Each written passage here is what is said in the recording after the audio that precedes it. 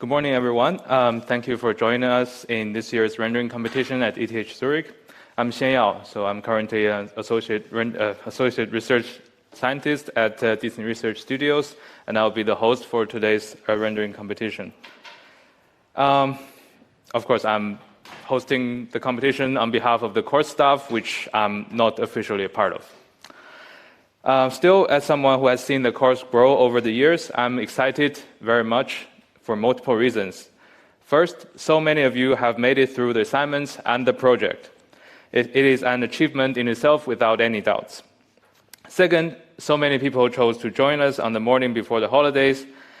And finally, this is, I think, the third time we're live streaming this competition, and I hope that there actually is people that are watching this 3 times in a row. Okay, yeah, and I think we're getting better and better at doing this live streaming thing. All right, so as a brief introduction of our friends outside the class, the rendering competition is another name for the course project presentation at ETH's computer graphics course.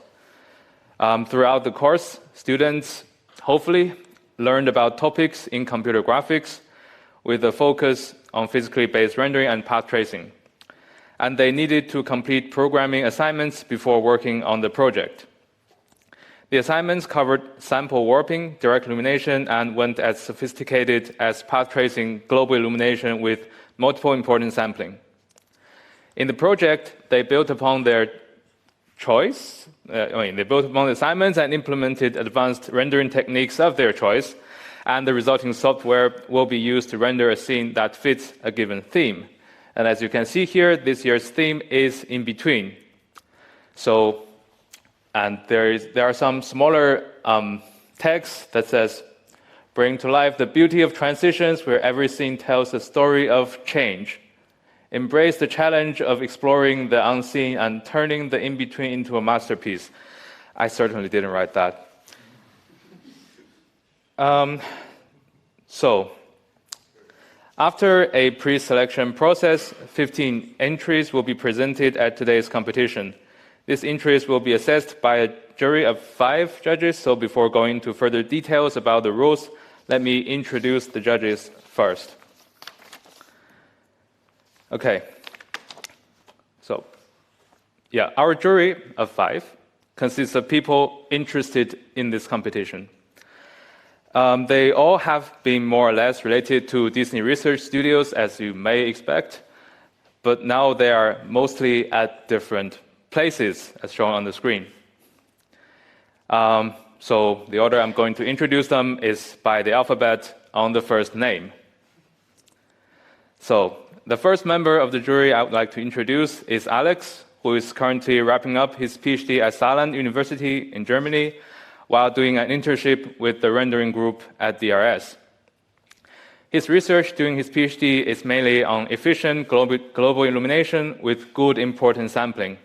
But he is also interested in radars, his band, whiteboards that draw themselves, and tapping fingers on a table. So welcome, Alex.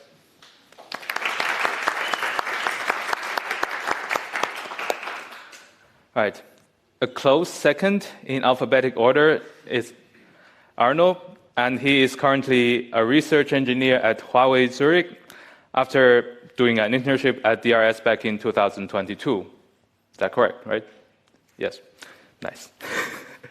His work is mainly in the field of physically based rendering and neural rendering, and also how these rendering techniques would be combined with cloud computing. So let's welcome Arno.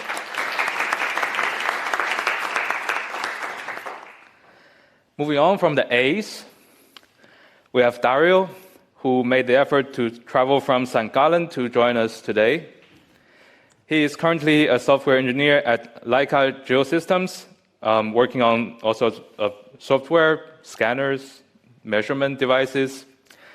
And, you might have guessed it, he also did an internship at DRS last year and also earlier this year. He was part of the winning team in the 2022 rendering competition with a teammate no other than Sergio. So let's welcome Dario.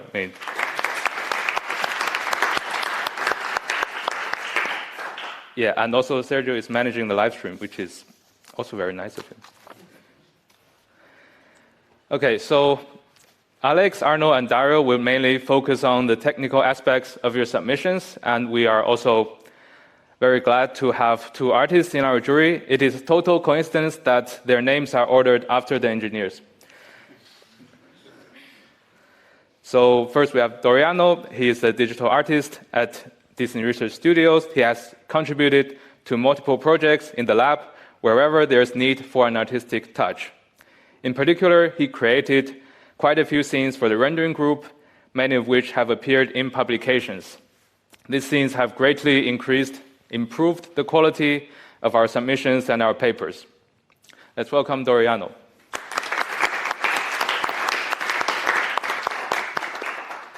Last but not least, we are very glad to have Mauri to complete our jury. Mauri is currently a generalist artist at Meta Zurich, and he spent 12 years working at the Disney Lab as a digital artist. You might still remember the very first image in the very first lecture of this course, where Marius showed a photo or CG test.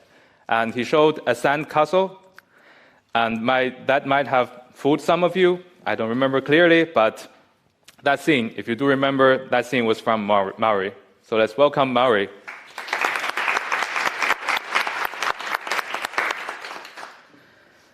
Right, so I'm very grateful for the jury for taking time from their busy schedule and joining us today. Right.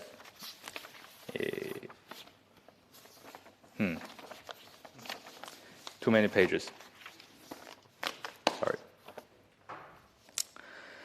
Okay, so now let's move on to the regulations and rules of this competition.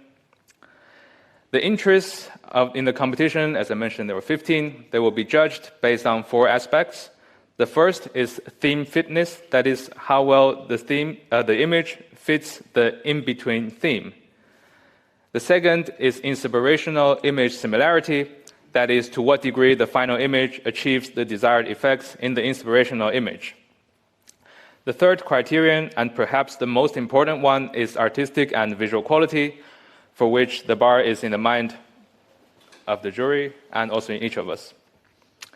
The final criterion is technical quality, which means the technical complexity and correctness of the features used in the entry. For the technical quality, the judge might turn to your report during the debate and also your implementation if necessary. All right, that's the criteria. And as mentioned before, we have these presentations. 7 of them are from individuals and 8 of them are from two-person teams. So each single presenter will have at most 3 minutes for his or her presentation, and each group of 2 will have at most 5 minutes for theirs, where both group members would have to present.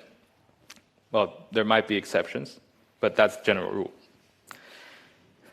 After the presentation, we will have up to 2 minutes for questions from the jury and potentially from the audience, which has been rare so far in the 6 versions of the rendering competition that I was a part of. During the presentations, when there is, so we will have a sign indicating time, and when there is only, let's say, 30 seconds, 40 seconds, how many seconds? When there is some seconds left, like you're close to the end, the sign will turn yellow, and when you're over the time, the sign will become green. Oh, yeah, that's nice. Red, as this. So that's interesting. All right. So when it turns red, basically you have to jump to the final image, and then the jury will start asking questions. So please be aware of the time of your presentations. So after all presentations, which hopefully is sometime around 12:15, we will have a lunch break, and during the lunch break, the judges will deliberate and select the winners. Then we are back in the lecture hall at 2:15 when the winners will be announced, prizes presented, and then we start the apéro. This year, we will also have a Students' Choice Award, which will be a vote on Moodle available to the students, the registered ones, after all the presentations are done. So probably make some notes of your favorite entry. So are there questions about the rules, maybe? As expected. Right, and of course there will be awards. We have 3 awards. First award, second award, third award, I guess. Then we'll have a few honorable mentions and a Student's Choice Award. So the first prize will be a trip, fully paid trip sponsored by Disney Research Studios to Eurographics Symposium on Rendering next year in June in Copenhagen. And the second and third prizes are some other nice stuff. Not the trip. Right, so let's get started. So maybe let's welcome the first team for the presentation today. And please, if you see your name up next, be prepared. And just maybe go around there to be ready to come up when your time is there. Yeah. Okay, thank you.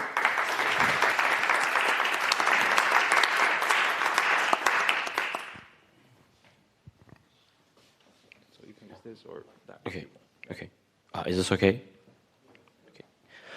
So hello everyone. I'm Yunus and this is Efe. Today we'll first talk about our concept of our render, final render a little, and then show our motivational images. And then we'll talk about the features of our render, and finally we'll show our final image.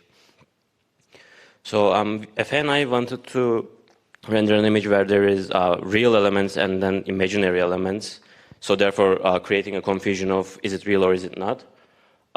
So as a starting point, we chose the image on the left from Brother Bear, the movie. Then we fed it into Dolly with our description of our concept to generate the image on the right, which we chose as our reference.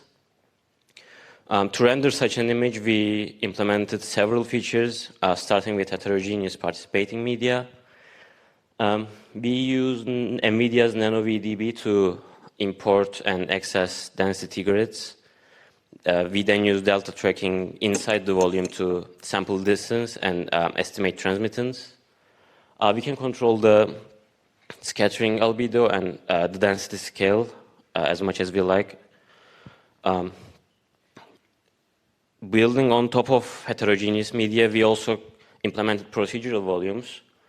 Here, instead of accessing a pre-existing loaded grid, we calculate the density of each point in the volume using Perlin noise and fractional Brownian motion. There are several parameters to manipulate the volume that we created. Here you can see the evolution with the changes in scale. Then another essential feature that we implemented that is emissive participating media. Here, if there is an absorption occurs in the volume, we add the emission radiance to the current path. Next, we implemented the Haney-Greenstein phase function to better represent several types of media like clouds and fog. And finally, for the heterogeneous media, we implemented ratio tracking and ray marching in addition to delta tracking. From now on, Efe will continue. Thanks, Yunus. So I implemented 2 camera effects. One of them is the depth of field effect, and the other is the chromatic aberrations. The depth of field effect uses uniform concentric disk sampling instead of uniform disk sampling because it gives a better, less distorted image. And then the chromatic aberrations basically samples channel, RGB channel, and then shifts it according to, red is shifted outward, green is not shifted, and then blue is shifted inward. So it gives an effect of a little bit distortion. And then we implement the very basic feature, images as textures. So this would also, compared to Mitsuba, this supports bilinear and nearest interpolation techniques, as well as mirroring, clamping, and the repeating function. Also, using Perlin noise, this was the raw Perlin noise. So we wanted to up it up a notch, and then we added a sine function so we could get the marbling effect. And also, instead of using black and white, I chose to use two colors, so I linearly interpolated them. So this gives a much better effect, like a marble, and we can control that effect as well. And then I implemented the Disney BSDF, so we can represent various materials. So on the left, you can see gold, glossy plastic, and then a representation of wood. And then there's another scene where we show the implemented parameters. So from the left, those are metallic, anisotropic. I think that one's roughness, specular, and then the clear coat. For those, for the specular lobe, we used the GGX visible normal distribution sampling. For the clear coat, we used GTR1, and then for the diffuse lobe, we used normal cosine hemisphere sampling. And I also implemented the measured BSDF from the RGL database. So we used a bunch of scenes to represent materials that were measured. On the right side, the second grid from the left, we have the maple leaf that was measured, and also the A4 paper that's white. And yeah, so we've been kind of giving you a little bit of aspects of our final render on the top right corner. So this was our final render. This is a little bit noisy, unfortunately, because we could only render it at 1024 samples per pixel. And then using the Intel's open image denoiser, we denoised it and processed a little bit. So this was the final outcome, and yeah, that's about it.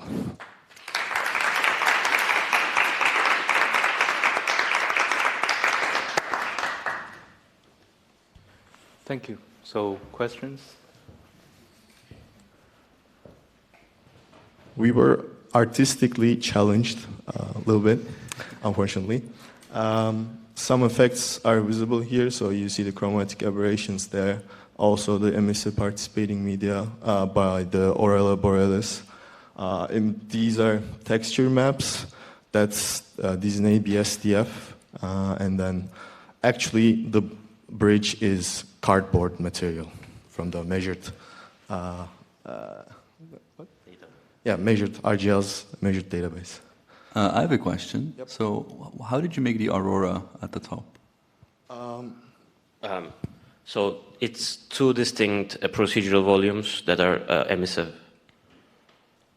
So you use some sort of volume rendering to render the Aurora as well, or is it a mesh? Yes, no, it's volume rendering. Okay, gotcha. Looks good, thank you. I have a question. So about I guess that's, you wanted to represent water in the middle, right? Is it intentional, like the harshness of the edge, like it seems like you didn't smooth the normals of the mesh. Is that intentional? It creates that kind of faceted effect on the surface.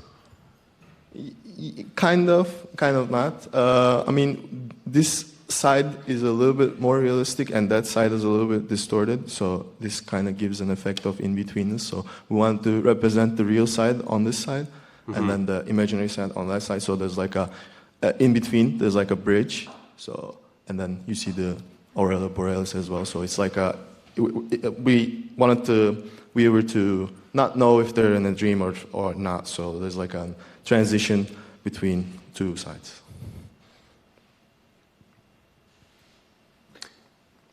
One more question. How long did it take to render these 1024 samples for one frame? So this was, I think, like 6 hours. Unfortunately, there were some problems with the rendering, so we wanted to get like 4,096 samples, which would have been very good, but there was some problem with the rendering, so we needed to scale a little bit, and then yeah, that's we used the cluster to render these, but there were some problems, I guess, with our implementation, so it kind of came to a point where there was like it got stuck. And then it will move. So we had to cancel it and then do another batch submission and then cancel it again, do another batch submission. And then, yeah, this was unfortunately the result. So I think we're out of time. So let's thank the speakers again.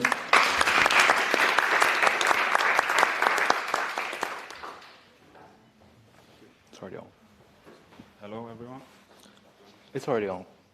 It's on? Oh, okay. Hello, everyone. My name is Niels. So I structured my presentation in a way that I'll first show you the features, which I think were the most challenging, and in the same time, you'll always see some cutouts of the final render. You already see it blurred here, but yeah, it's to hopefully get you excited about the final showcase. So my inspiration was a scene from the books Stormlight Archive, which are some of my favorite books. And there is a scene where the characters are in between the shattered planes, which you see here. And yeah, so my final render is a scene where the characters, they're in between the shattered planes. And you see here, there's lots of geometry, lots of plants and some bones. There is fog and the characters. So I started with the characters, and important for characters is their hair. Here you already see the first cutouts. So my render supports hairs. There is about 500,000 curves in the final render. And important for a lot of complexity is instancing. So what I did is, I did instancing. In the final render are about 72 unique meshes, instant to 3,000 instances. When you just look at the data, it's only 40 gigabyte, and when you use Euler, so the supercomputer from ETH, that should be enough because you're allowed 128 gigabyte. But it turns out it is not enough because when you I used Quixel meshes, so these are 3D scans, and they are given in 4 different resolutions, so from raw to low. And when you use only raw meshes, it turns out that the bounding volume hierarchy explodes in size, and 128 gigabyte was not enough. So what I did is, so this is already the final scene. So I'm using my instances, gets all the 4 resolutions, and it chooses the right resolution based on surface area and distance to the camera. And this was enough to get it down to 70 gigabyte of RAM usage. And then I have almost 3,000 emitters in the final scene. So what I did is I needed better light sampling, couldn't be just random. Here you see I have glowing mushrooms, just like the last group. What I'm doing is for every shading surface or point, I'm checking, distance to lights.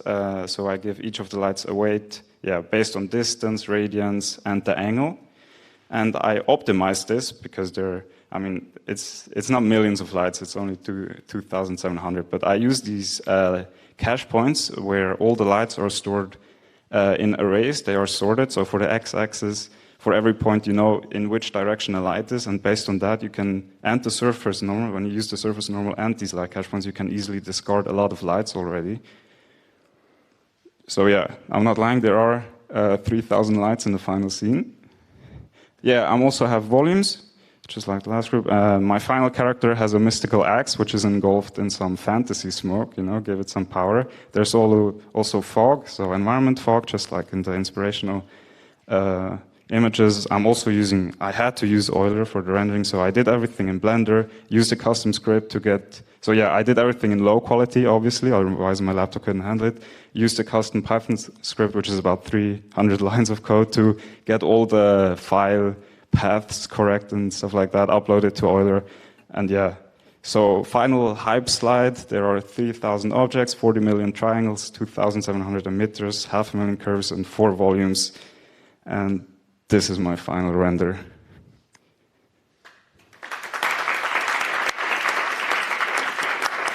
They are in between the shattered planes, but they're also in between their demise and success, as is hinted by the fantasy monster, which you only can see the shadow of, and they're trying to escape to to get up to the surface again. There are 4 volumes in front of the exit, the axe, the environmental fog. They both have hair, lots of emitters. Yes, so thank you for the presentation, but for the next speakers, please control the time of your presentations. It's the first 2 are relatively over time, I think. So questions, I guess.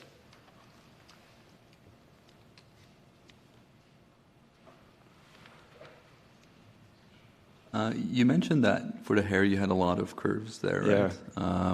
And you used instancing as well. Did you have to modify your BVH in some way to make it work? They are in the BVH. So these are Bezier curves, and they're always they're split up all the time until they are linear, and then, yeah, that's how the intersection works. But yeah, they're in the bounding volume hierarchy. Okay. Yeah. You mentioned that you use Quixel and various assets. Did you actually create any of the 3D assets? Or you? No, I just moved them around. So I did the scene myself, just using Quixel, yeah. But you won't find the scene anywhere else, yeah.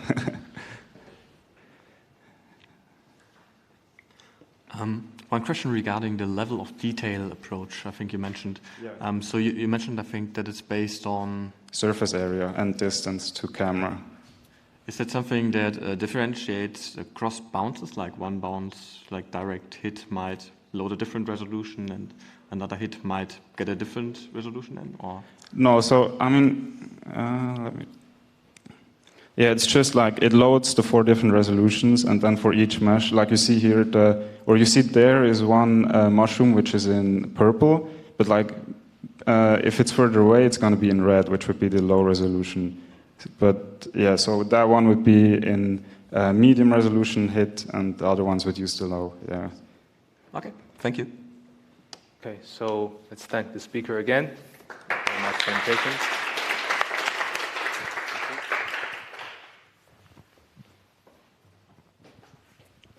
Right. Welcome to my presentation about the image I named Bridge Between Continents. Well, I kind of stole the name based on this motivational image here, which I thought about the theme more literally and thought about the in-between space. So I thought in-between chasm, in-between 2 cliffs. And then I thought I need to model something, and I cannot model naturals very well. So I thought there needs to be a bridge. And as luck would have it, I went online and found this beautiful image, and I was very happy that I found it. In the image, to render it, I need to use an environment emitter to physically show the light in the scene, as the whole entire scene is basically lit by just this emitter.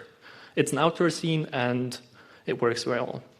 So this one uses also importance sampling, doing the 2 CDF methods. Then I've also used a Disney BRDF, which models all the materials in the scene, and then I can use image textures to then drive these parameters for the tirelessly BRDF, which brings me to the next one, which are the textures and normals that I added to the scene, which is needed for the bumpiness of the rocks and all the different materials, which then brings me to constructing the whole entire scene in Blender. Here you can see the bridge I constructed and the floor, and then using the Quixel Megascans library to just duplicate a bunch of rocks around and being very efficient about not using too many models, which then, when I render it, it looks like this.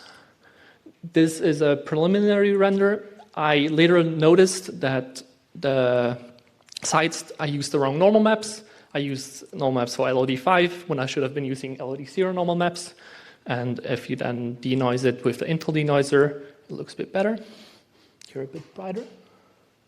And then if you use the correct normal maps, you would get to this image here, which gets rid of those unsightly arrows on the rocks, these black lines. So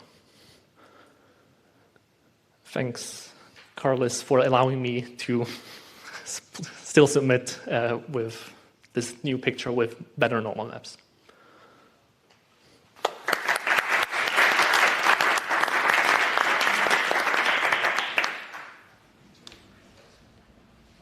So I think we can automatically go into the questions.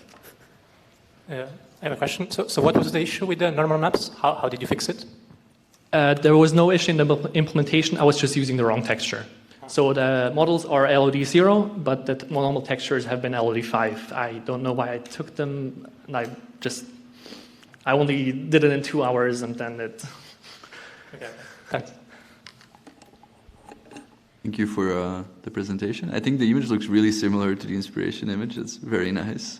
I have one question. On the right, you see like these black outlines on the rocks. Do you have any idea what that is? It's the normal maps displacing the normals, the local normals, and then them facing downwards into the mesh, and then the BRDF just output 0, and then it gets all constructed. So here you can actually see that it's way worse if you use the wrong normal effect. I would have one question. Can you go back to the undenoised image? The undenoised one. Oh, sorry. There's like 2 or 3 or 4 very bright outliers. Do you have any idea where they come from? It could be just samples that pointed in directions that weren't very likely. So the probability of pointing in that direction is very high. We're using Monte Carlo rendering, so it would explode kind of this image.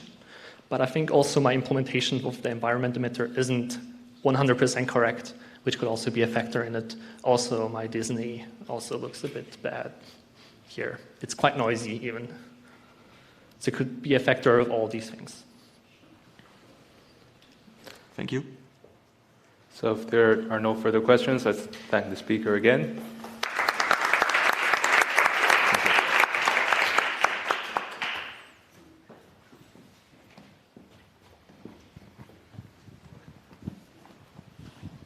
Hello, everyone. We are going to present our final rendering by start with a motivational image. So what inspired us is this beautiful beach scene generated by DALL-E. You can see there is a beautiful sunlight, the waves crashing on the sand, and also those creatures or human artifacts scattered on the sand. We think this represents well the theme in between. It shows in between of the nature, a human and the nature, the stillness and movement, and also the kind of reality and fantasy. And we also noticed some interesting effects in the image, like how do we going to do the blurry reflection in those shallow waters, and how we're going to simulate those transitions between the water surface and the sand surface. And first of all, there should be light. As we are going to construct a large outdoor thing in the nature, we have to we employ several emitters to simulate the natural sunlight. First of all, it's start with a simple table. We can put it under spotlight and the directional light. Of course, the directional light plays the role of the sunlight.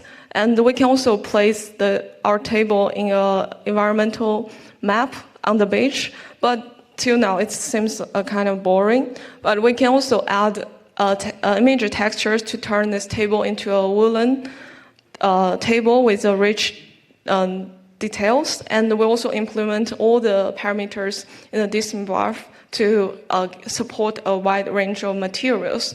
And we'll have also modeled many complex 3D models in the Blender, including those mushrooms, the chairs, umbrella, table, and a turtle, and with a lot of textures. And now our beach looks more lively. Okay, next one, I want to introduce more interesting features for the material modeling of our scene. The first one is rough conductor. We use this to simulate the metallic effect of the cut body. We can see the metallic luster on the cut body. And the second one is plastic BSDF. We use this to simulate the plastic chair. We can see we use different color of reflectance to simulate different parts of the chair. The third one is rough dielectric. We use this feature to render the blurry reflection effect.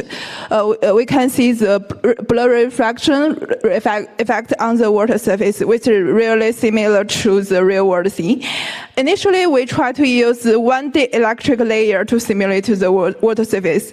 We can see this simulation is not very good because it could only simulate very clear reflection on the water surface. Then we try to use rough electric, but it is still not very real because there should be some sand and the water. So inspired by the physical phenomena and the intuition, we try to add the diffuse layer and the water. We try to add the sand texture plane to add the realism for our final scene.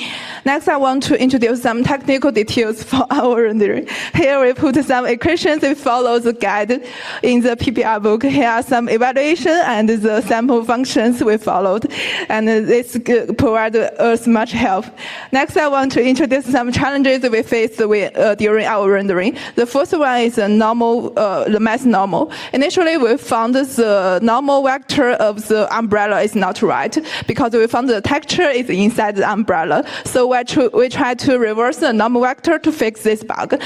Next, we also compute the normal vector with MeshLab like the mushroom house and beach, because we found some normal of the objects is not smooth enough, which will cause the white noise of the scene. So we try to fix this bug. Just as shown in the right two figures, here are the comparison without normal fix and after the normal fix. We can see very clear comparison here. The next one is the environment emitter. We found some environment map will cause the white noise for the scene. Just as shown in the right figure, there are some white noise in the scene. We also make comparisons for our final rendered image with the mesh toolbar. And we found this is caused by the uneven illumination. For example, in the left figure, we can see for the region with the cloud, the readings of the color is higher than the region with the blue sky. So this will cause uneven illumination of the scene and final cause the white noise. And here is our final image, a peaceful scene with those whisker mushroom under those lush greenery and a beautiful beach with a lot of human artifacts like the chairs, the table, the umbrella, and the wheelbarrow scattered on the sand. And there is also an old turkey carrying those wood swimming in the water. And we want to use the image to present the in-between. How do we deal with the human and nature, the reality, and the fantasy mushroom, and also the stillness and the movement? Yeah, thank you. Thank you.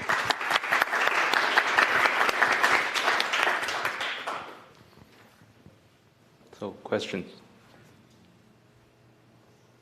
I see you used kind of a strange format for a panoramic view. Was it a specific choice or maybe rendering time issues? Yeah, there do have some rendering time issue because we even lately submit our image. So yeah, I think with more time it might produce a more good result. I wasn't referring specifically to the aspect ratio of the image. Looks more like a 4/3 instead of a 16:9, which is usually what you want to have for a panoramic view. I was wondering if it was a specific choice or it was... Yeah, it's a specific choice because if you made it more wide, you cannot see the water very clearly, actually. Okay. Yeah. Thank you. I can see under the leaves. So first of all, I see there is no alpha probably implemented.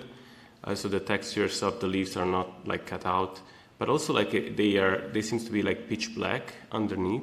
Yeah. That's a problem we trying to fix but failed. Okay. It's mainly due to the texture and the normal because our texture just have a leaves. The image is just a leaves itself, and there may be some black in the texture itself. So in the back we don't have the leaves texture. We'll try to use those double direction normal, but there will also be some black around it. So yeah, we're still trying to fix it. Yeah, I think due to time reasons, I think probably we should progress. And thank you for the nice presentation.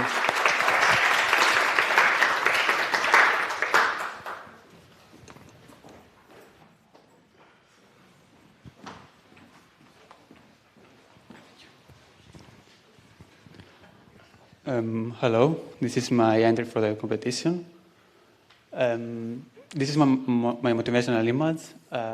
This image represents a contrast between the foggy nature and a warm home. So it's in between a warm, safe environment and an unknown, hostile, cold place. And the interesting phenomena for this image that I particularly liked are participating media for the foggy environment and emissive media to model the fireplace. So all in all, I implemented 4 features for my renderer. In summary, the simple one, image textures, the Disney BSTF, heterogeneous participating media, and emissive participating media. All these are needed for my scene, so I did them. And the two of them are the most interesting for me. One of them is participating media. I implemented both homogeneous and heterogeneous with these algorithms. My renderer supports single and multiple scattering. And to represent the density, we can use NVDB files or just an analytic formula. And for this feature, the main challenge was how to design the working of the components. So I ended up bounding the medium to the mesh and the phase function to the medium. And the second one was the emissive media. So I had a bit trouble implementing the suggested paper. So I fell back to a more simpler algorithm where we collect radians along the path by randomly choosing between absorption and scattering events, which is similar with what the fourth edition of PBRT is doing. So essentially, this is a form of material sampling for lighting. So it works better with dense media and specular surfaces and surface close to source, but it's challenging when we have thin media or small source. So this is my final image. It's a bit dark, so this is the increased exposure. So we have the room split in half. There is a warm environment and a cold one, leading to the foggy nature. So a simple breakdown of the image. I use the image as a texture feature for the wall, ceiling, floor, and some furniture. The Disney BSDF to model the equipment of the room, like a sofa, table, lighting. The heterogeneous participating media to model the fog. So actually, this is a cloud VDB file scaled accordingly to be more uniform in a sense. And I also placed a big light above the room in order to get this in-scattering effect. And finally, for the emissive media, I tried to exploit the good parts of material sampling. So I placed a specular material on the table to get the reflection, and the source is close to the surface of the fireplace to not have very much noise. That's all. This is my final image. Thank you.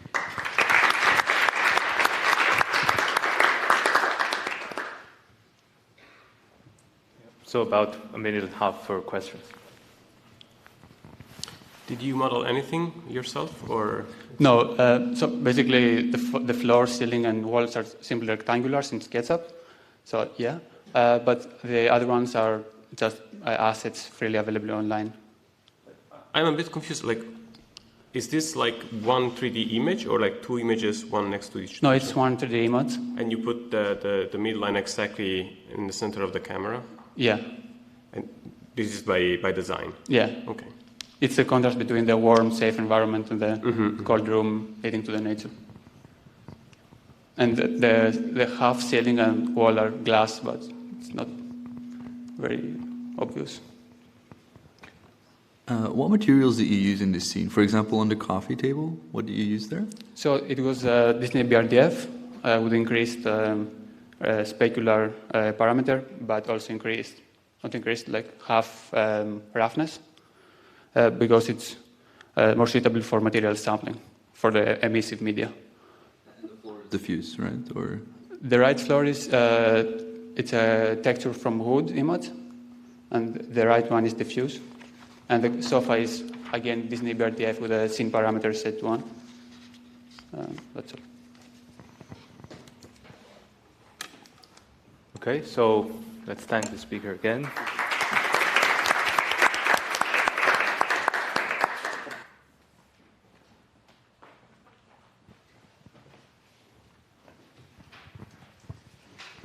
So, welcome to our presentation on our image In Between Worlds. Our motivational image has a few interesting components I want to point out. First off, the volumetrics and the very different atmosphere and lighting in the two halves of the scene. Also, quite a big geometric complexity is present. For the theme, this is clearly between two worlds with the viewer looking in from the side. And there's a difference in the nature versus technology aspect. So a few features that I want to point out. First off is Halton sampling, where we compare a 16 SPP image with independent sampling, with Halton sampling, with decreased variance. So the next feature is volumes, both homogeneous volumes and heterogeneous volumes, rendered using delta tracking for when to have a scatter event, and ratio tracking for estimating the transmittance. Henry Greenstein phase function was also implemented and used in the scene with G equals 0.8. I was mainly focused on implementing different environment emitters, light emitters. For example, here we have a textured area emitter on the ceiling of the cornel box. And here I also implemented environment emitters. These support multiple importance sampling. These unfortunately do not. And because we have the night, a city, we have many lights. And sampling them using a naive strategy leads to quite big variance here. That's why I also implemented many light sampling, and this is the result, the same number of samples. It improves the image quite a bit. And this is basically a good strategy to select which light we sample in the EMS part of multiple importance sampling. Yes, and combining all of these features together then resulted in this final scene here. It's rendered at 4K resolution with 2K samples, and has some post-processing to adjust the light levels. Good. So a few features to point out. Here we have emissive textures. Then the plane uses the Disney BRDF, not quite noticeable. And here we see many light sampling and also heterogeneous volumes. And of course, we used denoising to achieve this final image. This here is the image without denoising. As you see, it's quite different, but this is because the black regions there isn't actually shadow. It's just very high variance caused by the bounding boxes of the volumes. And you don't really see the flares, but they're very bright. I used this normal image and this albedo image. And here, as you see, there's basically a flat plane there. There shouldn't be any shadow. And here in the end, denoising correctly resolved this issue. And if you zoom in, here it's a bit better visible. Good. Then for the post-processing, we did that using GIMP, changing the levels and curves. We tried to brighten up the dark area without overly exposing the clouds. So here's the before post-processing, and here's the after post-processing. The modeling of our mountains was done in World Machine, a procedural node system. You're the next. And I modeled the city by getting models from the CG Trader website and baking the material and emissive textures in Blender. And unfortunately, we do not support instancing. That's why the model loading started to take quite a while. And I basically replaced the houses on the outskirts with some procedural boxes I generated. Then the placement of everything was done in Blender for faster iteration time. We wanted to see the city from above, not just from a flat point of view, so we needed to rotate the whole mountains to achieve that effect. And then these are our sources, and this is our final image.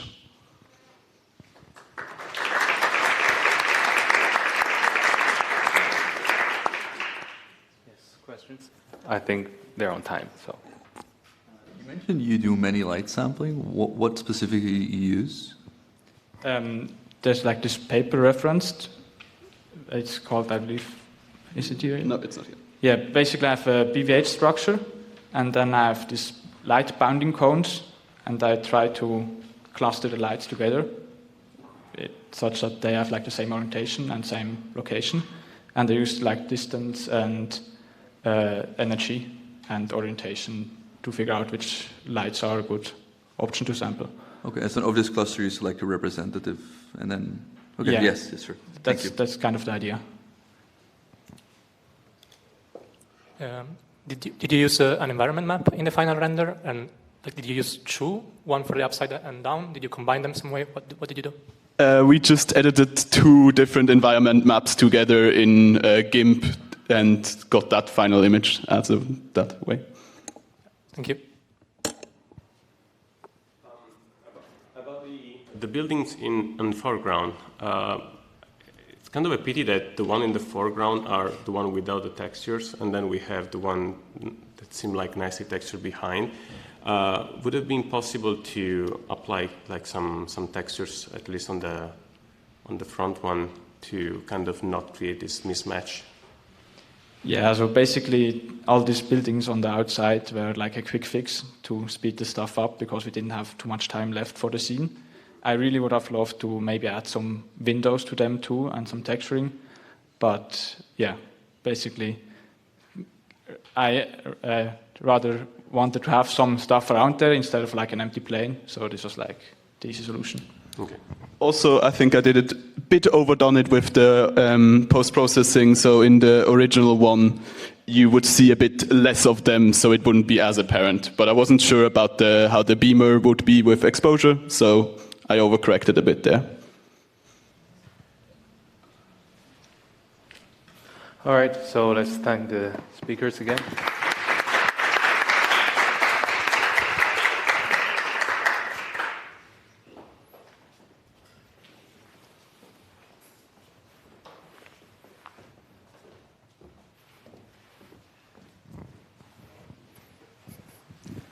Hi, I'm Melanie, and first I would like to show you my motivational image. It's of a hotel and its gardens in the middle of Tokyo, and I really liked how it shows this really tranquil place in the middle with the busy city in the background.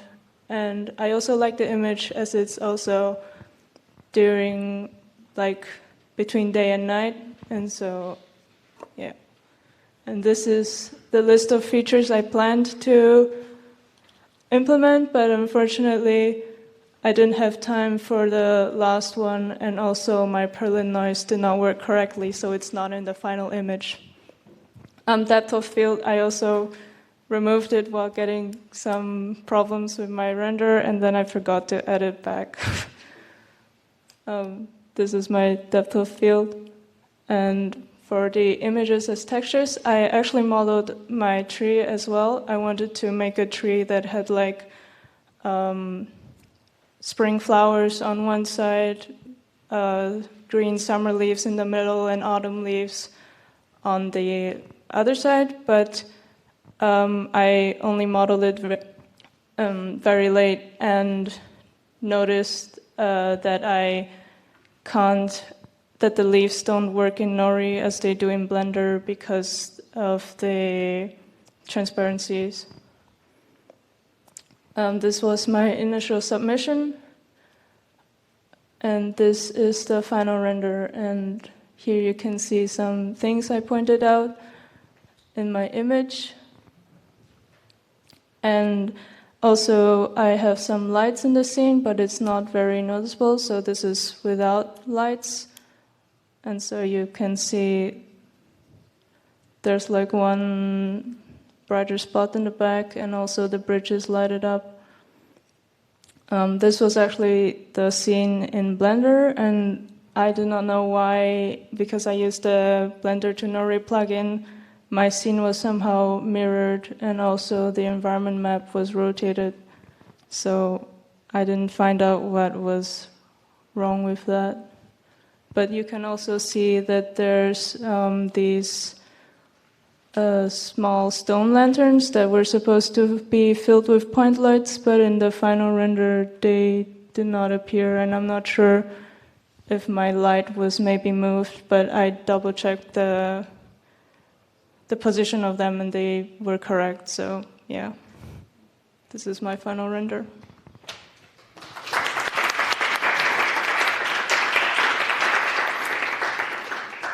Very on time. Questions?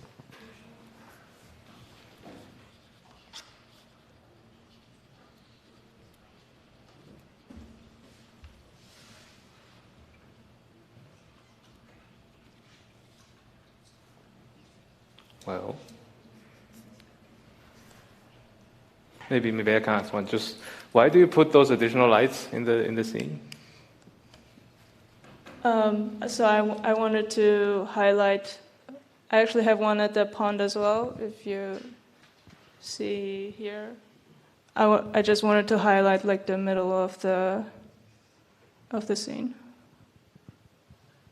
I'll piggyback on that one. So if there's no, like without the lights, is it then just an ambient term that you're using for the shading, or? It's an environment map.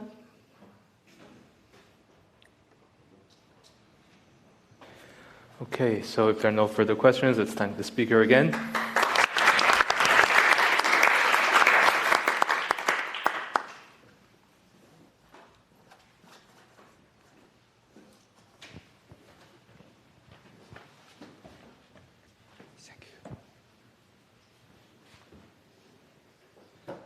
Hi everyone, my name is Qi Ma, and this is my teammate Jia Yisun. Firstly, this is our inspiring image. This image shows the transition from nature to urbanization, with the vanishing trees in the upper part transforming into a cityscape. The sands in the middle of the hourglass symbolize time, which capture a delicate in-between state. Here we list features we have implemented, including environment map emitter, directional light, image as texture, non-local mean denoising, stratified sampling, heterogeneous participating media, and modeling meshes, object instancing, and Disney BSDF.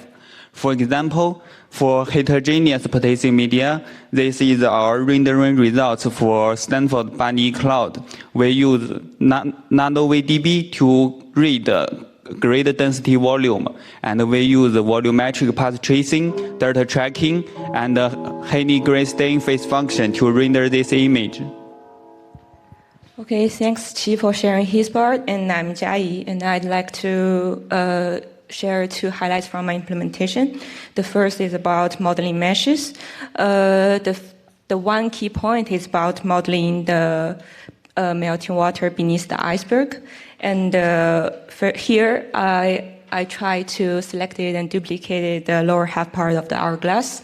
And we try to use extrusion scaling and filling operations to slowly close the open surface. And another thing to mention is about the world light function in Blender. And actually, we have implemented the environment light emitter, and we choose an industrial scenes as our environment map. And we just hope to make the crane in this image to just appear outside the window in our scene. So we just need to find a specific rotating angle, and we need to rotate the environment map during our rendering process. So here we use the Blender's node editor to achieve this. We just added and connected several nodes in the node editor, and we can just adjust the angle in the mapping nodes. And here we can see the final rendering results of the whole scene, just for real time, like on the right. And we can see in the rendering results just based on the camera on the right. And the next is about the Disney BSDF. Since we didn't implement the glass slope, so we just excluded from our implementation. And one thing to mention is about during our process of implementing the PDF calculation and sampling, we found that the sheen lobe had an extremely minor effect. So for this part, we only focused on the diffuse metallic and Kirchhoff lobes. And this is not our officially final deliverables. We just want to show a comparison between the before and after of our post-processing. And our final image is rendered with 256 samples per pixel. And for the post-processing on the right, we use the non-local means denoising, and we further to map the image by adjusting the exposure and gamma correction. And now, finally, let's move on to our final image. We named it as the sense of the time. And we can see the image captures an iceberg slowly transforming into a metropolis inside an hourglass. And with the stormy stormy industrial scene outside the window, and also as well as an wooden tranquil interior. And it reflects the transitional state between the nature and the urbanization, and also between the past and the future. And we also want to stress some features that we implemented to show uncorrespondeness. And the first is about the iceberg and the table. We used a mix of Disney BSDF and image as texture. And for the outside, there's a heterogeneous medium and environment light emitter. And for the small drops, we used object instancing, and we used two BSDF, including the diffuse one, the electric one, and the Disney BSDF. And that's all. Thank you.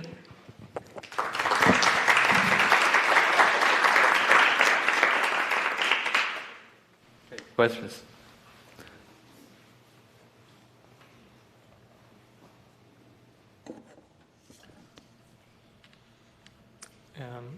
So what did you do for the lighting in the indoor part? Is there multiple lights or just one light? Okay, we used like several direction lights and area lights, and for the window, for the window there's like a environment light. They can also shot into the scene. Thank you.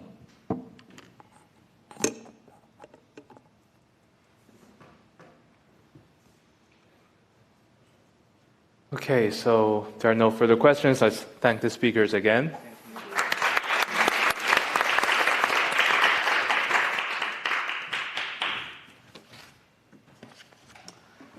So, what's the time now? Okay, so yeah, I just checked with our timekeepers, and they said no break, and they were telling me that I actually, like, the break was intended to be 7 minutes, and during my introduction, I basically took 5 minutes too long. So apologies to everyone, and if you need to use the toilet, maybe use the back door just any time. So yeah, then we welcome our next speaker. Okay, hello everyone. So, based on the theme, I thought about this kind of a building in between, like, the stages of destruction. So it's kind of destroyed and overgrown with plants, and has this nice interaction of man-made and nature. And it kind of, looking at these reference images, I picked out the features I needed to match the look of that. And also I implemented some post-processing features such as bloom and tone mapping. So when you take a picture of a really bright object, there's usually this kind of glow around it. And we can kind of emulate this look by taking the bright parts of an image and blurring it. So with a simple blur, this doesn't really look that convincing. And we actually need quite a big blur for that, which is expensive to compute. So I optimized this by by downsampling the image, blurring it and upsampling it again, and then we get a much bigger blur, it's much faster to compute. And this process can be repeated for a few iterations, each time making it smaller.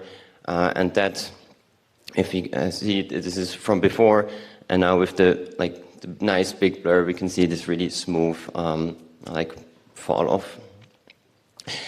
This is a different scene with bloom applied, and this is how it looks without any tone mapping.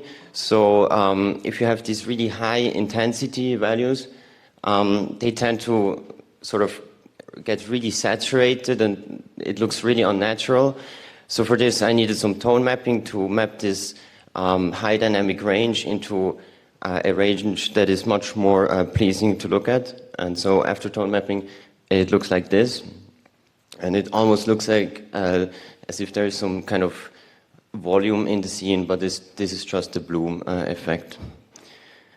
So for the final scene, I chose a simple color palette with these industrial colors like the brown and gray from like concrete and metal.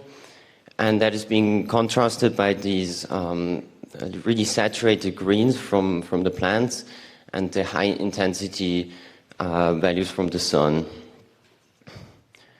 I use the rule of thirds to emphasize the sun as well as the windows, which are really nicely lit, like during this sort of sunset time with this really nice golden light. There's also quite a few parallel lines sort of guiding the viewer's attention further towards the sun, which is sort of the main focus of my image. Now, this is before post-processing, and after like blue woman tone mapping, this is my final image.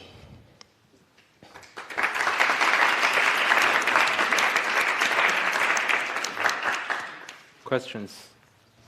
Thank you for the image. It looks very nice. There's a lot of foliage in the image. Did you do something special there? Like any difficulties you had rendering them?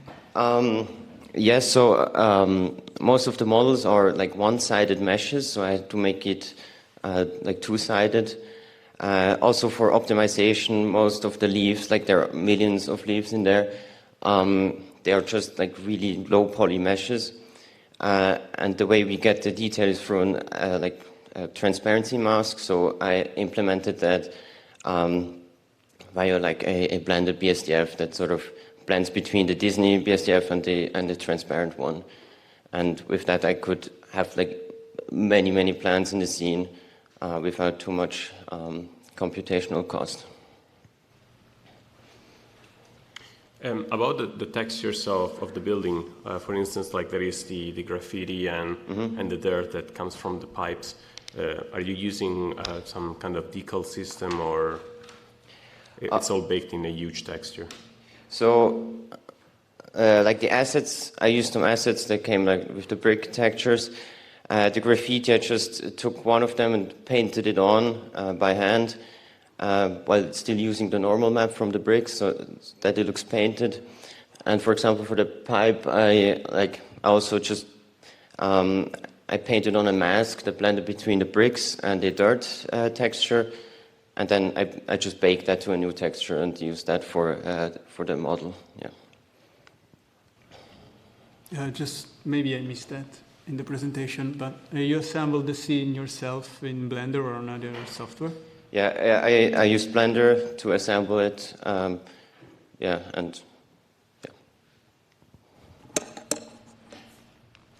Did you use any MIP mapping on the textures, or just the highest level? No, there's no MIP mapping. I did do some optimization for the textures because there's a lot of textures. I had to kind of do instancing, so all textures are kind of loaded to memory first and not repeatedly over. And yeah. Thank you. I think, yeah, it's time, and let's thank the speaker again.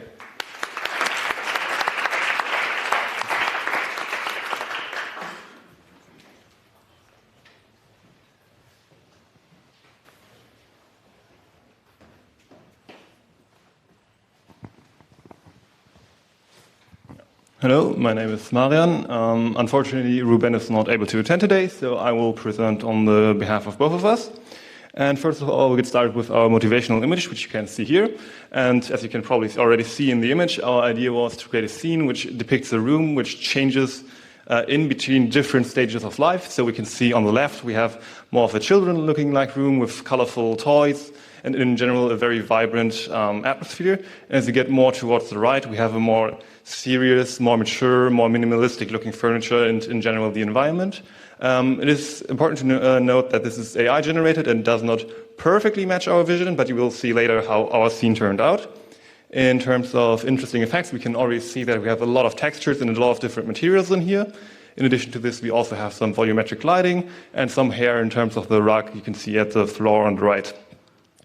In terms of the features we implemented, here's a quick overview of all of them. I will not go into detail about all of them, but especially important for us were the textures and the Disney BSDF.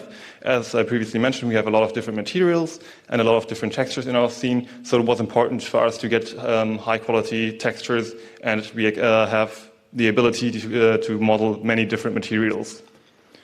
The first feature I want to talk about is homogeneous participating media, which I implemented. Here we did multiple scattering with multiple importance sampling, which basically means we performed free path sampling to determine whether we have a medium or interaction, so a scattering event, or we have a surface interaction, and then sampled the phase function or the BSDF to generate the next ray. And basically at each vertex in our light path, we then perform direct lighting with multiple importance sampling, which in general results in these volumes. And we also need to take into account the transmittance at basically all of these interactions. The second feature I want to talk about is the environment emitter, where we basically just take this environment texture and wrap it around the entire scene. And then we use it for lighting if the ray does not hit any geometry. We will then just use the direction to map it to a longitude-latitude mapping and then look up in the texture. Important here to notice that we also have to create the PDF for sampling, which we do based on the luminance, as we want to importance sample in proportion to the brightness of the pixels, which results in a 2D discrete PDF, which we can sample, which, as you can see on the right, works pretty well in our case. And now I will talk about the features Ruben implemented.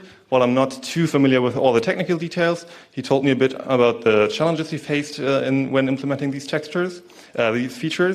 And for the Disney BSDF, Ruben told me that the most challenging part for the Disney BSDF was for him that he had some difficulties with finding ground truth reference he could use. This was especially hard for the specular component of the Disney BSDF, which we implemented, as the two references which we mainly use, PBRT and Mitsuba, has apparently some slight differences, which made it hard to compare and validate our renders against these. And additionally, for the second feature Ruben wanted me to point out was the hair. As you can probably see, in the first attempt, did not work out that well. The main difficulty here was that we had to do the geometry and the BCSDF of the hair all from scratch, which made some difficulties because in the end we had to tie everything together, which had some difficulties because even though we might have expected our geometry implementation with the shapes and the splines to work, then we would go on to the BCSDF and find a bug, which then was, again, because of the geometry, because some parts of were wrong in there, and which just made it a bit hard to debug. But in the end, everything, again, worked out. As you can see here, we had some nice hair renderings, which matched the reference accurately. And now for our final scene, which looks like this. I think I also have a brighter, I think I'll stick with this one. In this scene, you can see the transition we had in mind. In contrast to our motivational image, we wanted to create a somewhat more smooth transition between the different stages of life, because in the motivational image, we basically only had the children's room and the adult room. We wanted to have a more smooth transition going from a children's room with the crib and the colorful toys on the left. In general, we used the rule of thirds. I forgot to mention that, because on the left third, we have this more childish environment with all of the toys and the colorful colors. In the middle, we have more of like a teenager's room with some clothes lying on the floor and a skateboard and a game console. And towards the right, we then have the more adult room, the mature room, where we have some more minimalistic room with less colors and a desk where a person can work on. In general, this scene was modeled in Blender with a combination of self-modeled meshes and meshes taken from online repositories. And we additionally also hid some small Easter eggs in the scene. As you can probably see, some of them are more apparent than others. I guess the posters in the left are very apparent. There you can see the favorite movies of the person living in this room as a child. Of course, no IP was actually used here, so we are safe on that side. But this is then our final scene, and we think we were quite accurately or did a quite good job at capturing the idea of our theme we went for.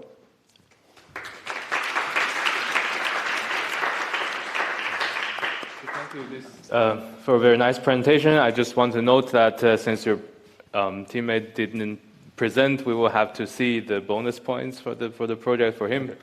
But you did a very good job. I mean, covering for both of you. So questions? How did you model the clothing? Is this something you did yourself in Blender, or are these assets that you downloaded? For the clothing, I used a combination. I used some pre-made assets and did a cloth simulation myself to get the clothing to properly lie on the floor or lie on top of the TV. And except for this one pile in the middle, the one pile in the middle was actually a pre-made asset that came like this.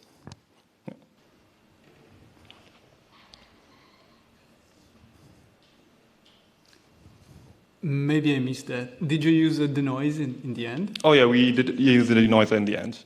Unfortunately, I don't have a comparison between the denoised and undenoised image in here. Did you use hair rendering in the final scene, like on the? Unfortunately, not, because we had some difficulties in implementing that, and we did get it to work. But in the end, we were a bit tight on time, and then we had this nice rug in Blender, which we meant to fill in the space at the bottom on the floor right there. But in the end, we didn't have enough time to properly export that rug from Blender into our Nori, which then had as a consequence we had to scrap that and remove the rug from the entire scene, which was a bit unfortunate because a big part of our renderer was the hair, and it's not shown in the image. But yeah, that was due to time reasons. Yeah, thank you. So let's thank the speaker again.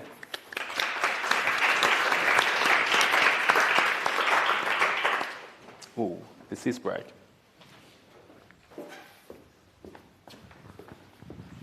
Hello, everyone. So this is my motivational image. Actually, it's a CG from Elden Ring. It's the game of the year in TJ 2022. So for those who don't really know this game, I think you must know George Martin, who's the author of Game of Thrones. So you can imagine my image is full of fantasy and unrealistic. So the most obvious part is the blue light released by the magic stick, and it's dividing the whole image into two parts and leading the interaction of the environment. The second is the merging of dynamic and static things like the static moon shining through his light into the dynamic water and the standing still characters and the dynamic magic. Also the fusion of some real fantasy like magic and the realistic things of moon and water. So they are natural things. You can see them anywhere, but if you put them in a strange way, because you can't see such a huge moon underwater, it becomes fantasy. That's my answers to the theme of this year. And this is my final image. And as you can see, when the queen is waving her magic stick, it's just like cutting through the sky and releasing the galaxy.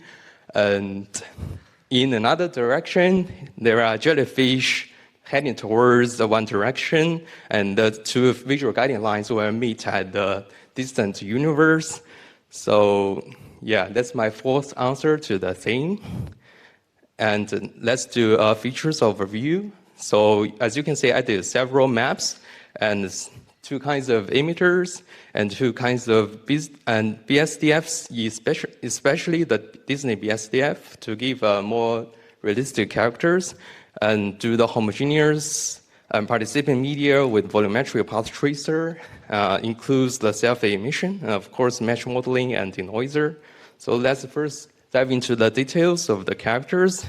As you can see, there is a metallic crown with jewelries attached, and the rubies attach a metallic stick, and also some subsurface skin and fabric attached with the jewelries, and also some leathers on the shoulder. And that's with the help of Disney BSDF, and I use roughness and metallic map to make it to control the spatially varying params, and build a TBN map, a continuous shading frame, to make more realistic. And I use the event map to get the galaxy, and blue color spotlight to build an atmosphere of like under the moon and underwater surface. And some participating media like self-emissive jellyfish, homogeneous water, and some magic inside the magic stick. And using the HG phase function and the VPT with MIS, and includes the self-emission with a closed form formula, and do some mesh modeling like skeleton binding and the wave repenting, because at first it's a pose. I have to change the pose to a specific pose. I need to do skeleton binding, but because the sleeves is too long, so I had to adjust the weight And of course, some sculpting to make, to do some fine tune and model the water meshes myself. And this is my final image. Thanks.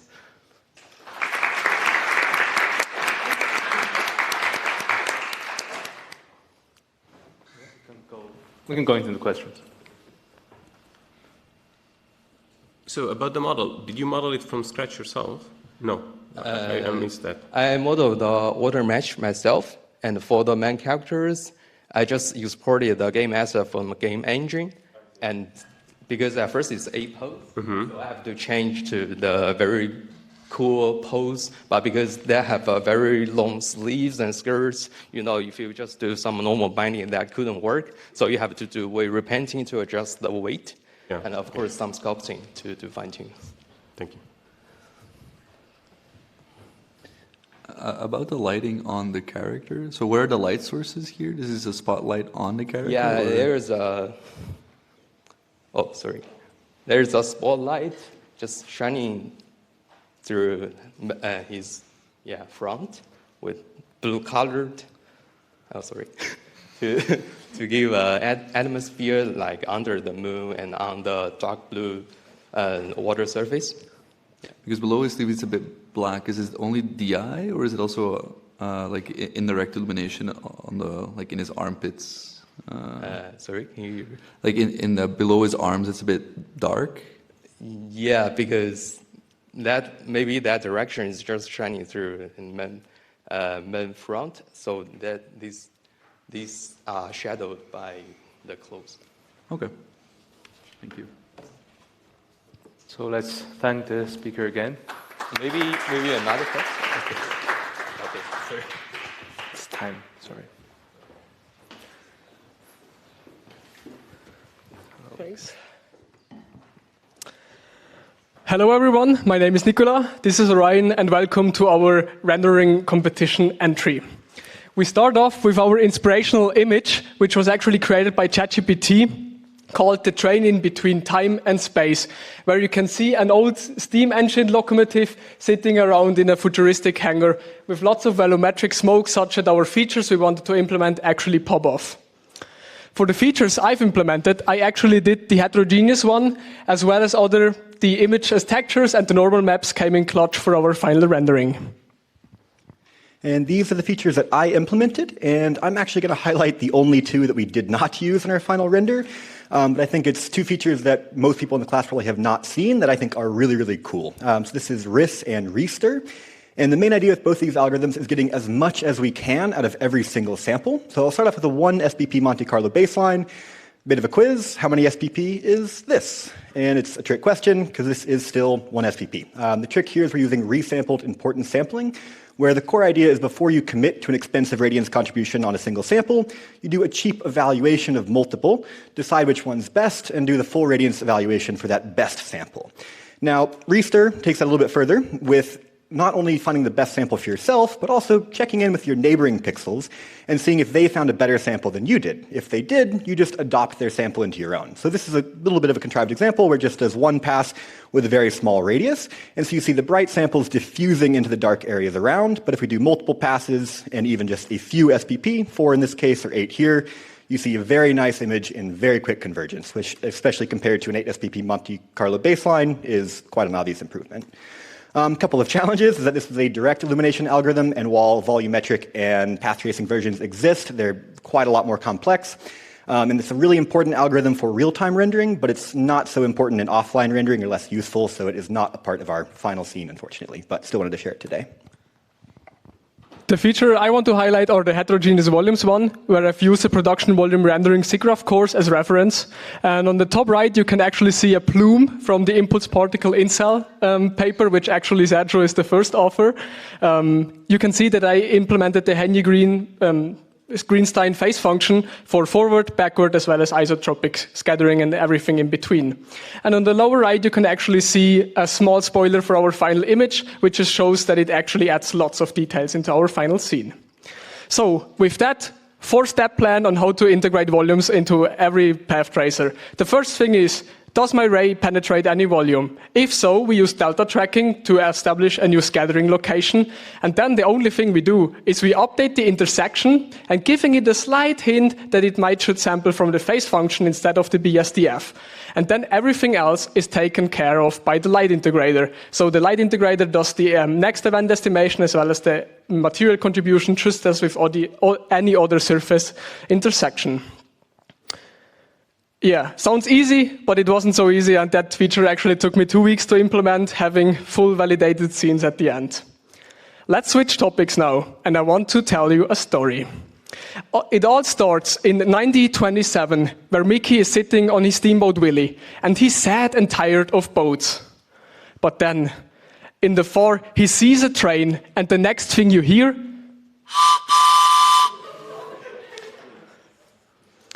but suddenly, Mickey notices it isn't just an ordinary train.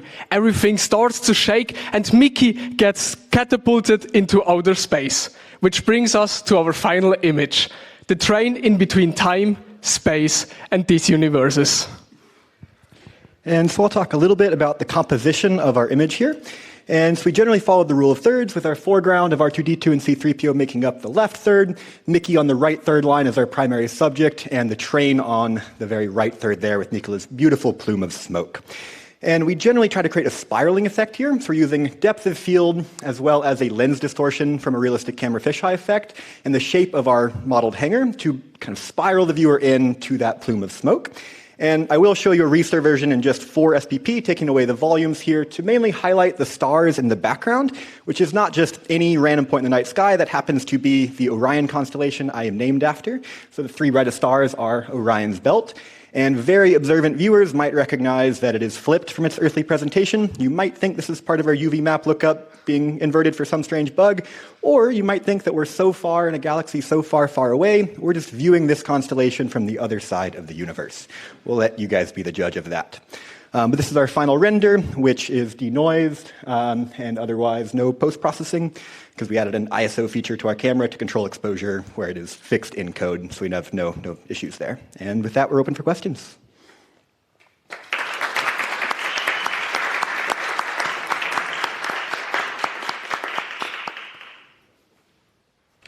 Yeah, so questions? I would have one for Reester. Can you go to slide 14? So there is, I think, a darkening here at the corners with the yellow light. Can you comment on that? Yes, I am doing quite aggressive Reester parameters with a very narrow radius. So typically in Reester, you would use a much larger radius and sample from further away, which mitigates some of the bias artifacts. So Reester is a fundamentally biased algorithm in most practical implementations, which is where you get the speed up performance. And a lot of times that bias does present as darkening. If you use a large enough radius, you can mitigate that pretty substantially. And that typically works because you also have a temporal reuse where you're looking at previous frames. So for a static render, we are just doing a spatial pass.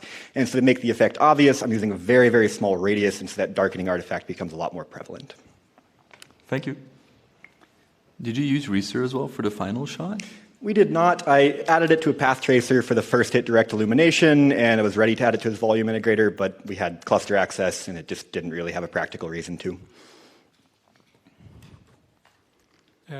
Also a question about Reester. Was there any technical challenge with implementing like spatial reuse inside Nori? Like, I guess Yes. you need a lot of information like from neighboring samples. How did you approach that? Yes. So we ended up adding a separate screen buffer, or a separate pixel buffer into the screen, or the scene class, sorry, that would store both a reservoir per pixel as well as a temporary reservoir per pixel. So when we're doing the spatial pass, we would populate the temp reservoir, finish the pass, and flip. Swap the 2 buffers. The main trick is getting this to be efficient in a parallel manner with Reester. So we kind of use their existing block infrastructure, which worked, but it's not optimized for multiple cheap lightweight screen passes. It's really optimized for one heavier weight screen pass. So it's not the most efficient implementation because of that. And so I think if you were trying to make it faster, you would tear down a lot of the Nori infrastructure and rebuild mainly their render.cpp file. I think you could make more efficient for this use. Makes sense. Thank you. Okay, so let's thank the speakers again.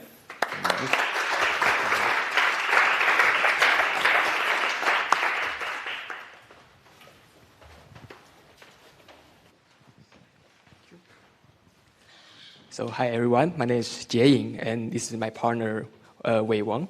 And today we're gonna to present our image, and this is our motivation image. And this image is taken in the Iceland called Seljalandsfoss Falls waterfall.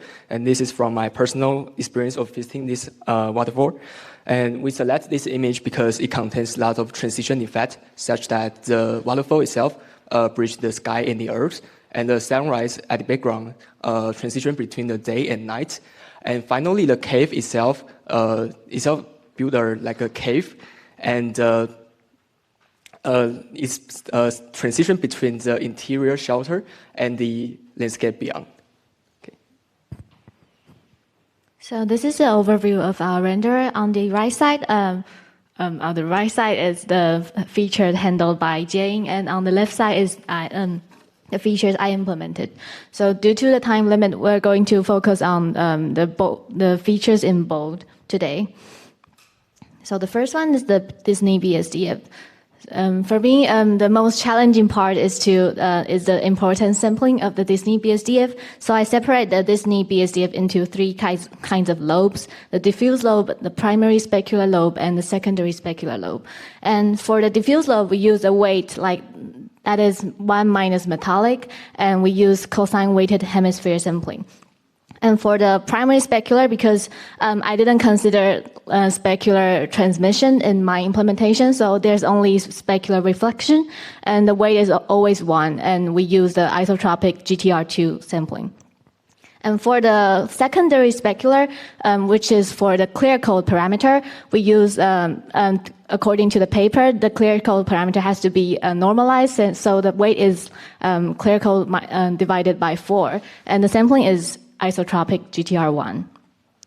And this is the result of the Disney BSDF. So the first row is roughness, and from left to right, the parameter is interpolated from 1 to 0.2. Okay. Okay, so next I'm going to talk about heterogeneous participant media. And I want to show how I implement my multi-scattering path MIS. And if we shoot a ray from camera, and he will interact with the participant media shown as a cloud. And if we read the blue dots means it's a new scattering. And if we have really have a real collisions, and we will sample the light, direct light, and we evaluate the transmittance between the collision points and the light source. And we continue to sample in new directions using the phase functions, and we shoot, and like this.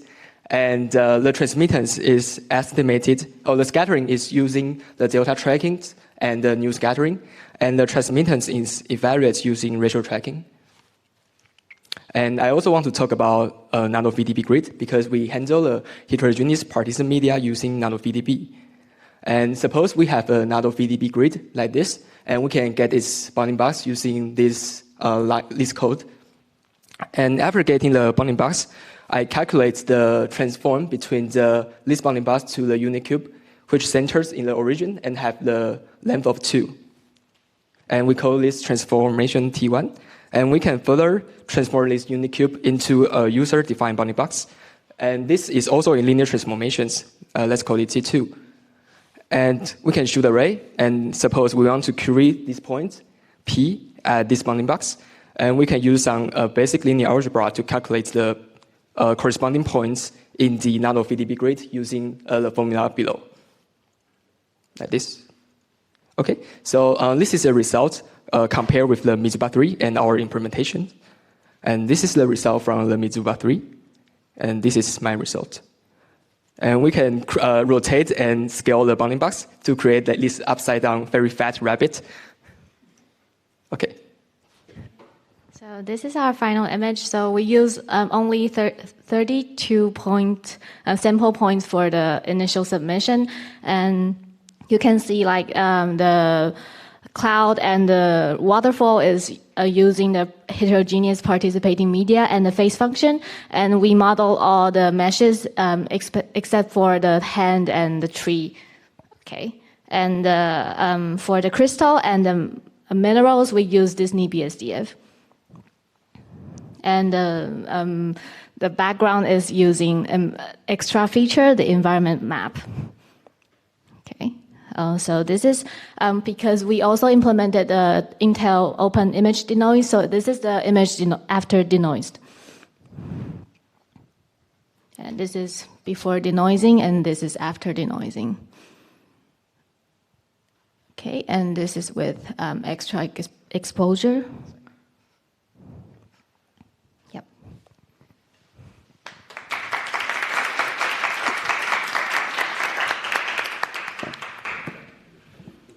Questions?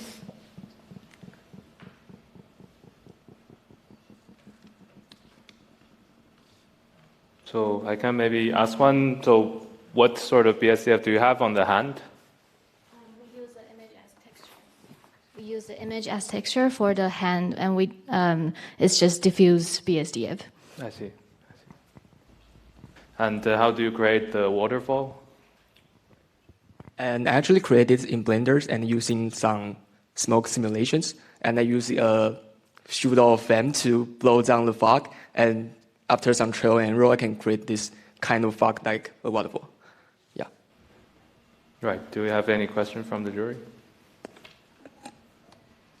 For the foliage, did you use any alpha testing, or is it just a mesh?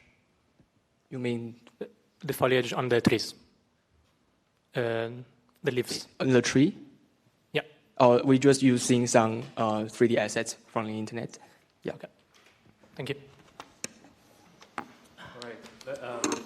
Let's thank the speakers again.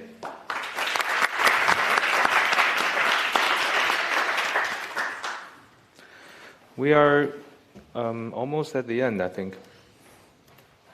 Oh.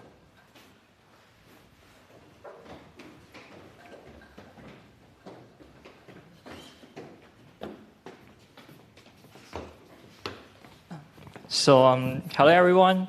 So I'm Xin Yuan, and this is my roommate Yu Xuan. So I'm first gonna introduce our motivational image. So for the first one is our original motivational image. As you can see, we want to showcase that the transition between the urbanized world of the nature, and afterwards we modified our image.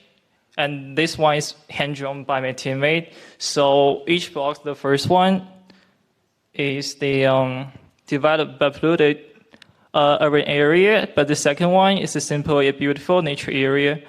So, and also we have a double way sandboard, which matches the theme that everyone is gonna choose the life between the modern world and the natural world. Yeah, sorry. So here's the brief overview of our features in the final rendering. Well, unfortunately, there's supposed to be some heterogeneous media, but due to the time budget, we didn't include it in our scene. So, yeah. Okay, so I'll just briefly talk about the first two features that we implemented. The first one is image as textures. So it's basically just convert the UV indices to position indices in images to kind of like match the textures. And then for spotlight, I just used to calculate the light intensity based on the position of the receiving point P. And then the other two features are Disney BSDF and the layer BSDF. So for the Disney BSDF, we basically used the metallic blob, which you can see in the final image here. The building behind it uses the metallic blob, which has a metallic parameter set to 0.8, and then the roughness set to 0.0, just to give like a very metallic look. For example, for the first row in the left image, the arrow point to the sphere has exactly metallic set to 0.8 and then roughness set to 0.0. And then I want to like talk a little bit more about the layered BSDF stuff. We basically set a thin dielectric on the top layer with a medium in between and then a rough conductor at the bottom. So when implementing this feature, I made some assumptions, and this is the graph I draw to help you better understand what we are doing here. So we have two assumptions. The first one is we will ignore the dielectric when shooting out, just to simplify the calculation a little bit, because we want to avoid like recursive bouncing in between the two layers. And then the second one is we have the same half vector on the conductor reflection. This is more like an observation rather than an assumption, because we know that half vector is based on the sample, which is a random value between 0 and 1, and also the roughness value of the rough conductor. And as you can see, the sphere here has exactly the layered BSDF, which is kind of looks nice, right? And then we used it in our final scene. So here, the building here uses the layered BSDF. So it kind of like reflects some of the other scene, but it still has a very good look. And also the floor, we also used the layered BSDF.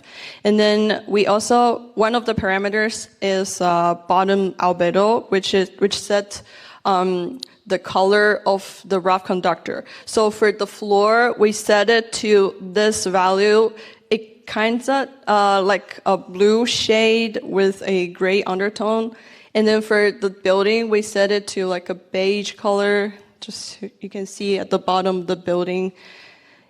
And also, when implementing this one, I also increased the top layer Fresnel reflection coefficient by 0.05, just to have some of the more reflection rather than refraction, just so we have like a very sharp edge reflected, so it's like more obvious to receive like a artistically pleasing result.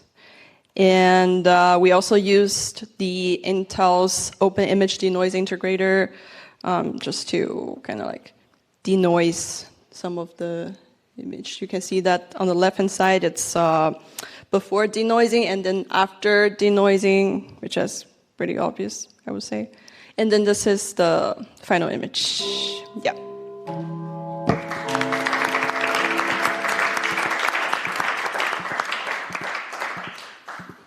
So, questions?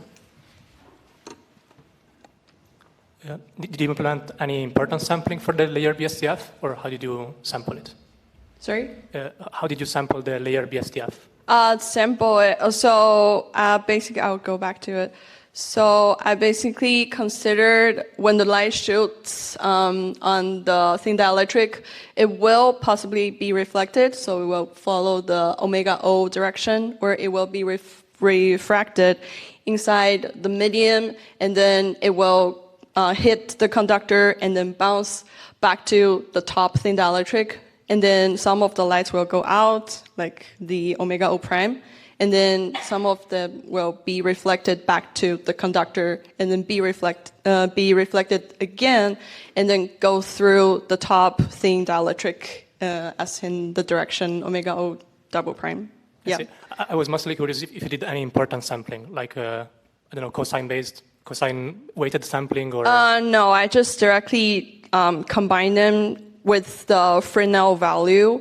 So I didn't do any like cosine-weighted thing, but I think it still received a very good result. Yeah. Okay, thank you. No worries. Okay, so if there are no other questions, let's thank the speakers again.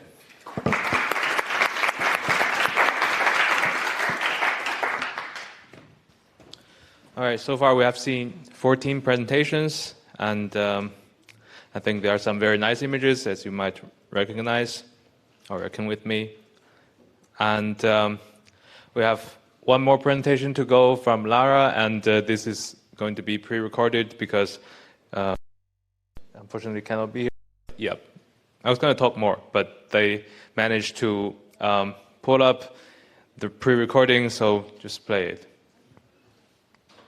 Hello, I'm Lara Vrabac, and I would like to present you my project between dream and reality for the computer graphics course. So let's start with my inspiring image.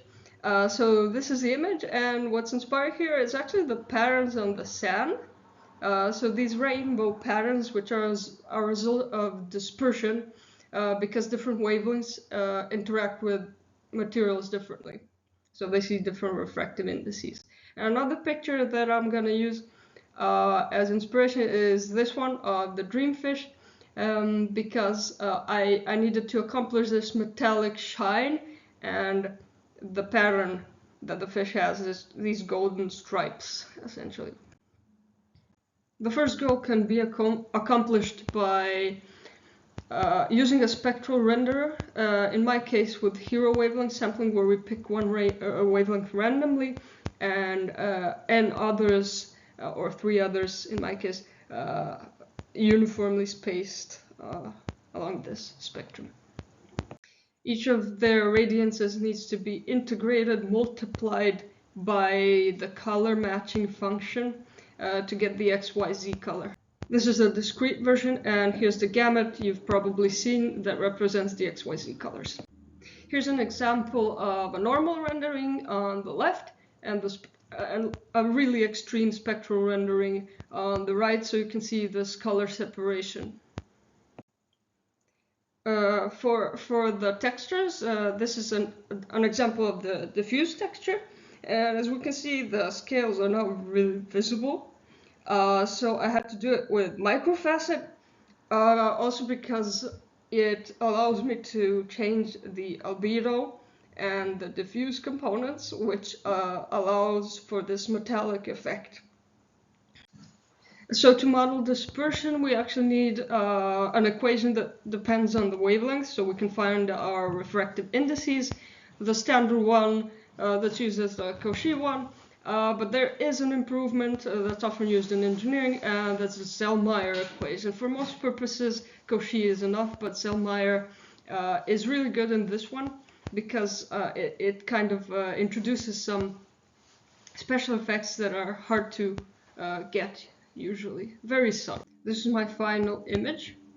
And the thing I would like you to notice are these color swirls and separations that you can see in this bottom, as well as the metallic scale reflection. The wood are actually rotated straight lines. So thank you for listening, and I hope you found it interesting. Right. So I think that will cut back now to my screen, which shows the final image. Yeah. All right. So that is it for all the presentations. So I would like to thank all the participants for your excellent presentations and well-made images. Now we will have our lunch break until 2:15 p.m. During the lunch break, the jury will move to another room, eat lunch, assess the entries, and decide the winners. So thank you all for your attention so far, and see you in a bit. Don't forget to vote for the Students' Choice Award.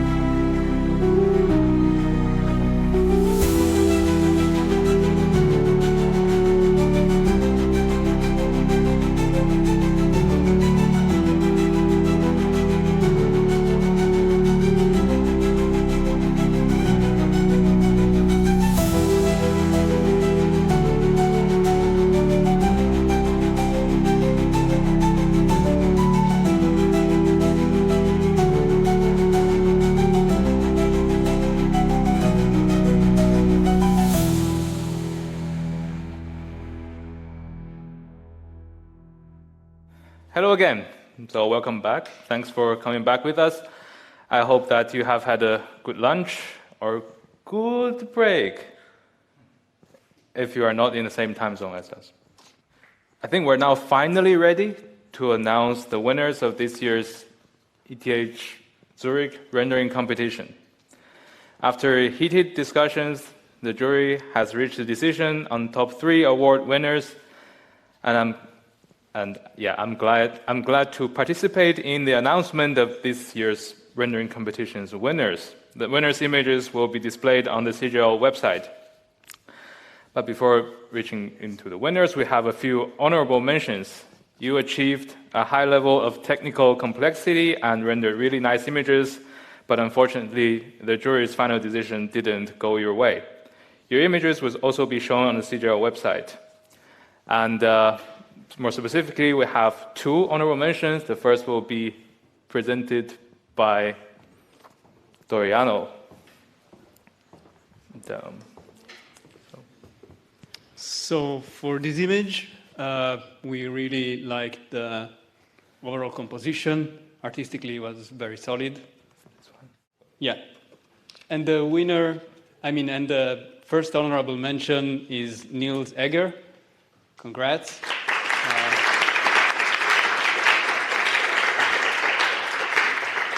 Again, very good composition and very good technical achievement. Unfortunately, the lighting ruined a bit the final image, but congrats. Thank you. I think you also get this goodie badge. Right. There you go. Thanks. Congrats again.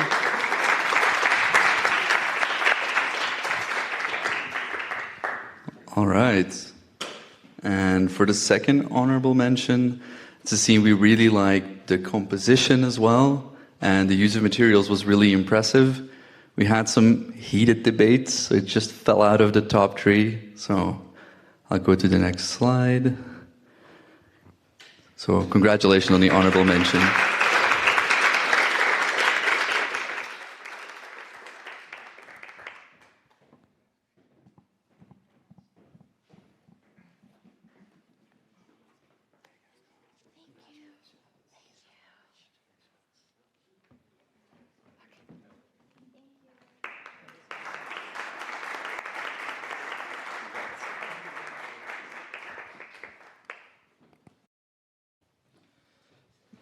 Now we move on to the third prize. The winner of which will receive this Logitech G502 Lightspeed. It's a mouse. Right, and will be presented by Dario. For this third prize, we really like the image that you submitted, especially the composition and how it fit to the theme. This image. We also really like the hair rendering that you showed in the presentation, and we wish you had used it also in the image, but it was really nice anyways. Thank you. Congratulations.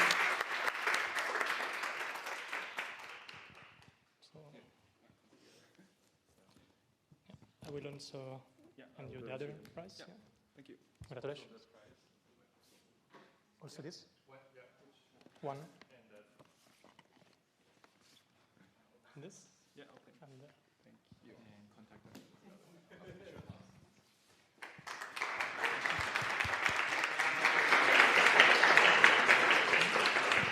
So clearly the judges' time were spent on the debate, not rehearsing how to present the awards.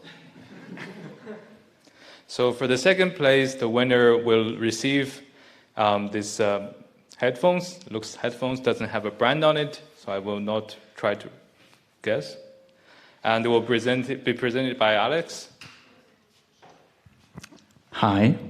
So for the second place, I have to say it's a very well-rounded submission, starting with a very nice presentation and a very fun accompanying sound effect. And it is this wonderful image, Journey here through time with the strain. It's a very nice concept, very nice composition, very nice use of lighting, and also the heterogeneous volumes are really used well here. So congratulations to Nicola Studer and Orion Jenkins.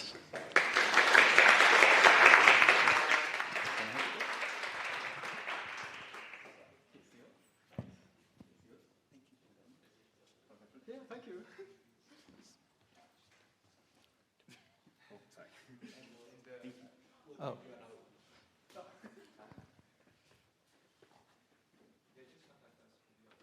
Yeah, sure. No worries. Thank you.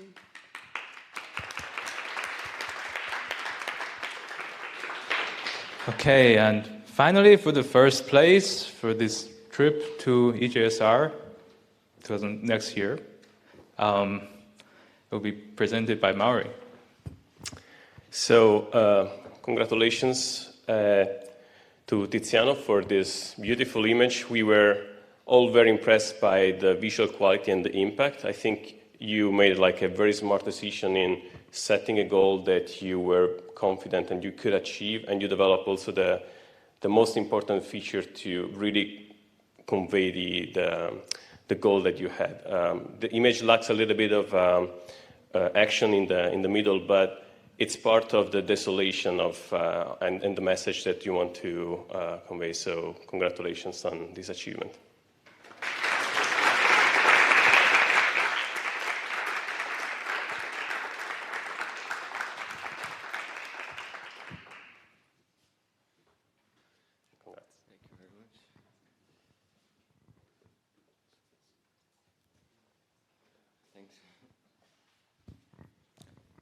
Thank you. Let's also congratulate the winners again.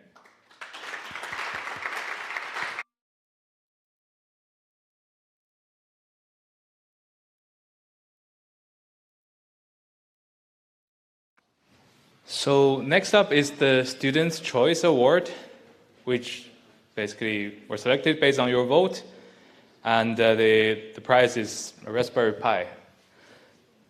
And it will be presented by someone you know. Marius. Hello, thank you, Tiziano. Thank you, Shanyao. Right, so I guess I'll first start with a word and then say a few words. So the Students' Choice Award goes to Tiziano. But since Tiziano is already going to Copenhagen for this fantastic conference on rendering, we'll actually give it to the second place, which is Nicola Studer and Orion Jenkins. So, congratulations. So you we'll get one today, but we will we'll get a second one for you. So congratulations. Thanks. Yes. And we'll also give you your certificates in a bit. All right. So with that, I guess, we can continue. So first of all, I want to thank all the students who spent an enormous amount of time this semester to do their programming assignments, to get their render up to a level that can render global illumination effects, and then take it to an even higher level in the last few weeks to produce the images you've seen today. The quality always amazes me. You guys have done a fantastic job. I'm really proud and happy to be involved in this course. I also want to thank the amazing TAs we had this year. Rajesh, who is now on his way home, and Sai Kiran, Pascal, and Sergio, and also two of my favorite TAs who unfortunately will be the last year, Agon and Carlis. Carlis especially, big thank you. It's been a great honor to work with you as a head TA this year. Thank you so much for your help. And of course, Agon, who actually organized the nice apparel we'll be going now. So it's been a pleasure to work with you and hope to get to do this again sometimes in the future. Also, big thank you to Zhanyao for doing a fantastic job at hosting today. You're a great host, and yeah, I think this was a great success. And finally, I would like to thank our 5 judges for taking time off their busy schedules, coming here today and giving us their opinions on who should actually win this. And so thank you so much for your time. And I think that's all I have from my end. I don't know if Zhanyao, do you have something to add? All right, otherwise we go to the apero. Yeah. Yes, we also have a little gift for the judges. I'll give it to you, right away. So thank you, everybody, and see you at the apero.